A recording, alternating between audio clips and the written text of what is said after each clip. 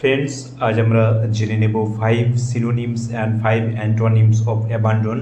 Abandon ওয়ার্ডটির 5 synonym অর্থাৎ 5টি সমার্থক অ্যান্ড 5 অ্যান্টোনিমস 5টি বিপরীত শব্দ আমরা জেনে নেব। দেখো, অ্যাবান্ডন মানে কি? ত্যাগ করা, ছেড়ে দেওয়া বা সমর্পণ করা।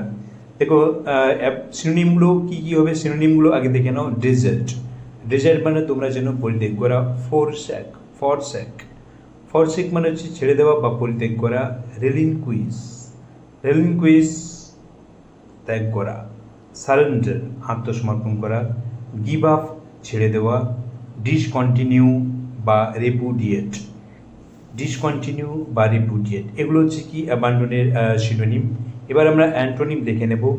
দেখো, কিপ মানে রাখা, কারণ অ্যাবান্ডন মানে ছেড়ে যাওয়া বা ত্যাগ করা, তাহলে কিপ রাখা। অ্যান্টোনিম বিপরীত শব্দ হচ্ছে রিটেন ধরে রাখা, এগুলো সব অ্যান্টোনিম।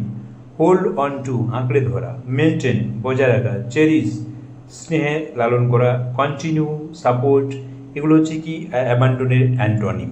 তাহলে তোমরা বুঝতে পারলে যে অ্যান্টোনিমস, অ্যাবান্ডনের সিনোনিম এবং অ্যান্টোনিম কোনগুলো।